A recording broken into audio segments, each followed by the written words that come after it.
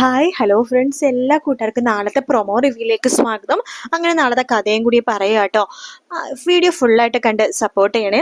അങ്ങനെ ശ്രുതിയും മുത്തശ്ശിയും അവിടെ ആ വീട്ടിലെ ആരൊക്കെ ഉണ്ട് എല്ലാവരും കൂടി ഡിന്നർ കഴിക്കാൻ വേണ്ടി ഒരുമിച്ച് അങ്ങ് ഇരിക്കുകയാണ്. ആ സമയത്താണ് മുത്തശ്ശി ഇങ്ങനെ ചോദിക്കുന്ന ശ്രുതിയുടെ അടുത്ത്, അല്ല ശ്രുതി, നീ ഇന്ന് കുറച്ച് സാധനങ്ങളൊക്കെ വാങ്ങാൻ വേണ്ടി പുറത്തേക്ക് പോയിരുന്നില്ലേ? ആ പോയിരുന്ന മുത്തശ്ശി എന്ന് പറയണ, എനിക്ക് നീയും കൂടെ ഉണ്ടായിരുന്നല്ലോ. ഓഫ് കോഴ്സ് ഞാനും കൂടെ ഉണ്ടായിരുന്നു. വരുന്ന വഴിക്ക് ശ്രുതി എനിക്കൊരു സ്ഥലം വരെ പോകാണ്ട്, അപ്പൊ ശ്രുതിനെ ഇവിടെ ആക്കിയിട്ട് ഞാൻ പോയതാണല്ലോ.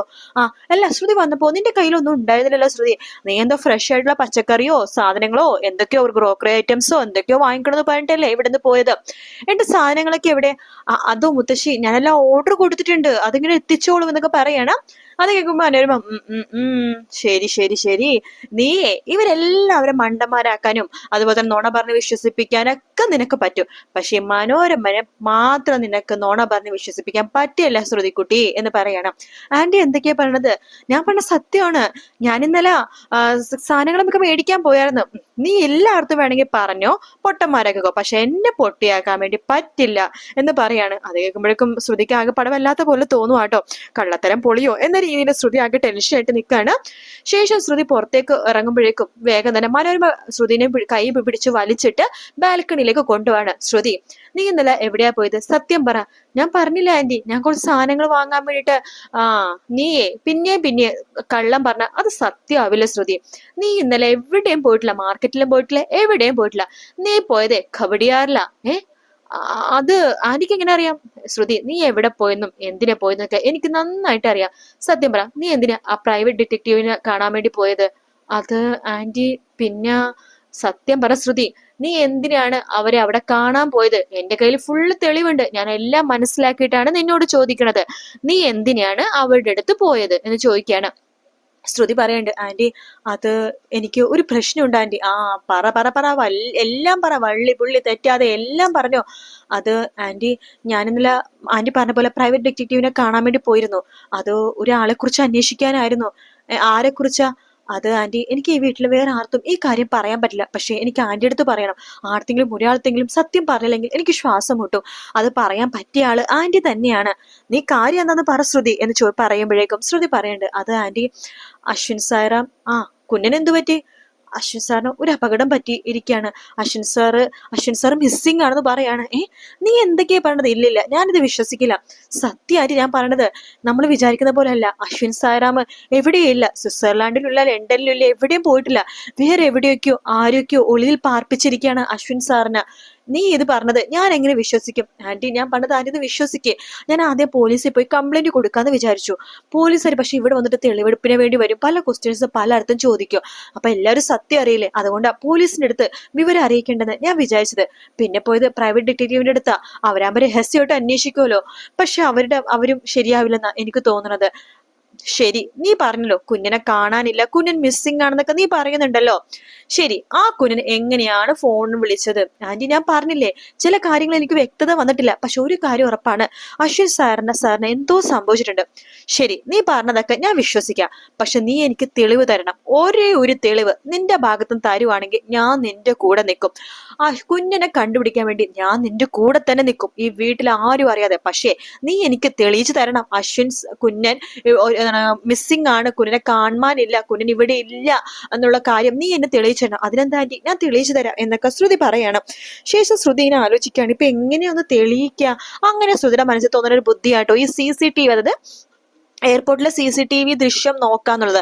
അങ്ങനെയാണ് നമ്മൾ പ്രൊമോയിൽ കണ്ടതുപോലെ, അതായത് ഇന്നലെ വീക്കെൻഡ് പ്രൊമോ വന്നിട്ടുണ്ടായിരുന്നു. ആ പ്രൊമോയിൽ കണ്ടതുപോലെ ശ്രുതിയും അതുപോലെ മനോരമയും കൂടി അവിടെ എയർപോർട്ടിൽ പോയിട്ട് അവിടുത്തെ CCTV നോക്കുന്ന ഭാഗം അപ്പോഴാണ് കാണിക്കുന്നത്. അതിലങ്ങനെ കറക്റ്റ് ആയിട്ട് കാണുന്നുണ്ട്. അശ്വിൻ അങ്ങനെ ഡോറ് വരെ എത്തുന്നുണ്ട്. ഡോറ് വരെ എത്തുമ്പോഴേക്കും അശ്വിനെ ആരോ തോണ്ടി വിളിച്ചിട്ട് അവിടെ നിന്ന് കൊണ്ടുപോകണം. അത് തോക്ക് കാണിച്ച് പേടിപ്പിച്ചിട്ടാണ് അവിടെ നിന്ന് കൊണ്ടുപോകുന്നത്. അത് കാണുമ്പോൾ മനോരമക്ക് മനസ്സിലാവും, ശരിയാണ് ശ്രുതി പറഞ്ഞതിൽ എന്തോ കാര്യമുണ്ടെന്ന് മനോരമക്ക് മനസ്സിലാവാണ്. അത് കാണുമ്പോൾ മനോരമ ആകെ വിഷമമായി പോവാട്ടോ. ഈശ്വര, കുഞ്ഞിന് എന്തോ വലിയ അപകടം പറ്റിയിട്ടുണ്ട് എന്നൊക്കെ മനോരമ അപ്പൊ തന്നെ വല്ലാത്തൊരു ഇമോഷൻ ആവാണ്. ശ്രുതി പറഞ്ഞ, ആന്റി സാരില്ല ആന്റി, നമുക്ക് എങ്ങനെയെങ്കിലൊക്കെ നമുക്ക് അശ്വിൻ സാറിനെ കണ്ടുപിടിക്കാം. ആന്റിയും കൂടി എന്റെ കൂടെ നിന്നാ മാത്രം മതി. ശരി, ഞാൻ നിന്റെ കൂടെ നിൽക്കാമെന്നൊക്കെ മനോരമ പറയുന്നുണ്ട്. പക്ഷെ ഇതിൽ വലിയൊരു ട്വിസ്റ്റ് ഉണ്ട് കേട്ടോ. നമ്മുടെ ഹിന്ദിയില് ഈ കാണിക്കുന്ന ഭാഗങ്ങളൊക്കെ തന്നെ ഹിന്ദിയിലെ ഈ ഭാഗങ്ങളൊക്കെ തന്നെ രണ്ടാഴ്ച നീണ്ടു നിൽക്കുന്ന ഭാഗമാണ്. രണ്ടാഴ്ച എന്ന് പറയാൻ പറ്റില്ല, 3 ആഴ്ചയോളം നീണ്ടു നിൽക്കുന്ന ഒരു ഭാഗമാണ് ഹിന്ദിയില്. പക്ഷേ ഇതില് വലിയൊരു ട്വിസ്റ്റ് ഉണ്ട്. ആ ട്വിസ്റ്റ് ഇപ്പോഴാണ് പുറത്തു വന്നിരിക്കുന്നത്. വേറൊന്നുമല്ല, ശ്രുതിനെ സഹായിക്കാൻ വേണ്ടിട്ട് ഒരു വെൽവിഷർ വരുമെന്ന് ഇന്നലത്തെ പ്രൊമോയില് കാണിച്ചിരുന്നല്ലോ. അത് വേറെ ആരുമല്ല, ചെമ്പനീർപ്പൂവിലെ സച്ചിയാണ് കേട്ടോ. അങ്ങനെ സച്ചിയാണ് ശ്രുതിനെ രക്ഷിക്കാൻ വേണ്ടിട്ട് അശ്വിനെ കണ്ടുപിടിക്കാനും ശ്രുതിനെ ആ ഒരു സ്ഥലത്ത് കൊണ്ടുപോകാനും അശ്വിനെ രക്ഷിക്കാനും ഹെൽപ്പ് ചെയ്യണത് സച്ചിയാണ് കേട്ടോ. അങ്ങനെ ശ്രുതിയും സച്ചിയും കൂടിയിട്ട് ആ സ്ഥലത്ത് ശ്യാം അശ്വിനെ പിടിച്ചു വെച്ചേക്കുന്ന സ്ഥലത്ത് പോകുവാണ്. അവിടെ പോയിട്ട് അശ്വിനെ തല്ലി ചതച്ച ആ ഗുണ്ടകളുണ്ടല്ലോ, ആ ഗുണ്ടകളെയൊക്കെ നല്ല പെരുമാറുന്നു കേട്ടോ സച്ചി. അതിനുശേഷം സച്ചി അശ്വിന്റെ കയ്യിലെ കെട്ടൊക്കെ അഴിച്ചു കൊടുക്കുകയാണ്. അങ്ങനെ അശ്വിനെ അവിടെ നിന്ന് രക്ഷിക്കുന്നുണ്ട്. ശ്രുതിയാണെങ്കിൽ ആ സമയത്ത് ആകെ തളർന്നു പോകുകയാണ്. ശ്രുതി ആ സ്ഥലത്ത് എത്തുന്നുണ്ട്. എത്തിക്കഴിയുമ്പോൾ ശ്രുതിക്കും വല്ലാത്ത, അതായത് ശ്രുതിക്കും അങ്ങനെ തടവാണ്, അവർ ശ്രുതിനെയും തടവിൽ വെക്കും. അങ്ങനെയാണ് ശ്രുതിയും അശ്വിനും നമ്മളെ റൊമാൻസ് അവിടെ നടക്കുന്നത്. ഹിന്ദിയിൽ വെച്ചാൽ ഭയങ്കര പക്ക റൊമാൻസ് ആണ് കേട്ടോ. ഒരു ഫസ്റ്റ് നൈറ്റിന്റെ ആ ഒരു പ്രതീതി തന്നെ ഒരു റൊമാൻസ് ആണ് ശരിക്കും പറഞ്ഞാൽ ഹിന്ദിയിൽ. ഇതിൽ റൊമാൻസ് ഇല്ലെന്നാണ് എനിക്ക് തോന്നുന്നത്. നമ്മൾ കാത്തിരിക്കേണ്ട ആ ഒരു ഭാഗം കാണാനായിട്ട് അതില്ലെന്ന് തന്നെയാണ് തോന്നുന്നത്. ഏതായാലും ചെറിയൊരു ഭാഗങ്ങളൊക്കെ ഉണ്ടാകും. അങ്ങനെ അവർ രണ്ടിനെ രക്ഷിക്കാൻ വേണ്ടിയിട്ടാണ്, അവിടെ കുടുങ്ങിപ്പോയ ശ്രുതിനെയും കൂടി രക്ഷിക്കാൻ വേണ്ടിയിട്ടാണ് സച്ചി വരുന്നത്.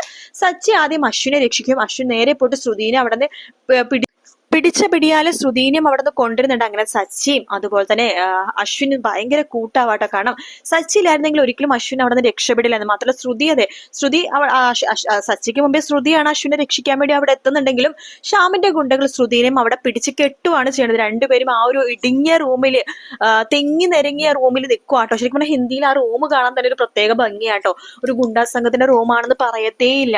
പക്ക റൊമാൻസ് നടന്നൊരു റൂമാണത്. അത് മാത്രല്ല ശ്രുതി ആ ഒരു ശരിക്കും പറഞ്ഞാല് എന്താ ആ ഭാഗങ്ങൾ പറയാൻ പോലും പറ്റില്ല. കാരണം അവരുടെ കണ്ണുകളിൽ പോലും നോക്കിക്കഴിഞ്ഞാൽ നമുക്ക് ഡയലോഗ് പറയാൻ പറ്റുന്ന സീനുകളാണ് അത് ഫുള്ളും. ആ ഭാഗം ഫുള്ളും ശ്രുതി ആ ഒരു ചെറിയൊരു കർട്ടൻ പോലെ ഉണ്ടാക്കിയിട്ട്, ശ്രുതിയുടെ സാരി വെച്ചിട്ട് കർട്ടൻ പോലെ ഉണ്ടാക്കിയിട്ട് ശ്രുതി അതിന്റെ അപ്പുറത്ത് നിൽക്കുന്നതും അശ്വിൻ ഇപ്പുറത്ത് നിൽക്കുന്നതുമുള്ള ഭാഗങ്ങളൊക്കെ ഇല്ലേ, അതൊക്കെ നല്ല രസമാണ്. അത് മാത്രമല്ല ഒരുപാട് നല്ല സീനുകളൊക്കെ ഉണ്ട്. അപ്പൊ ഇതില് ഈ സച്ചി വരുന്ന ട്വിസ്റ്റ് വരുന്നത് കൊണ്ട് തന്നെ ആ ഭാഗങ്ങളൊക്കെ കട്ടാവാൻ ചാൻസ് ഉണ്ടെന്ന് തോന്നുന്നു. കാരണം മലയാളത്തിൽ അത്ര റൊമാൻസ് കാണിക്കാനും ചാൻസ് ഇല്ല. കാരണം മലയാള സീരിയലിൽ പൊതുവെ ഒരുപാട് ഓവർ റൊമാൻസ് കാണിക്കാറില്ലല്ലോ. ഹിന്ദി വെച്ചാല് പക്ക റൊമാൻസ് മാത്രമേ കാണിക്കാറുള്ളൂ. പക്ഷെ ഇതിൽ കുറച്ച് കാരണം ഒരു കുടുംബ പ്രേക്ഷകർ കാണുന്ന ആ ഒരു സെറ്റപ്പ്, അമ്മമാരെ അച്ഛന്മാരൊക്കെ കാണുന്ന സീരിയൽ ആയതുകൊണ്ട് തന്നെ അത്ര ഒരു റൊമാൻസ് വരാൻ ചാൻസ് ഇല്ല. എന്തായാലും നല്ല അടിപൊളി ഭാഗങ്ങളാണ് കേട്ടോ.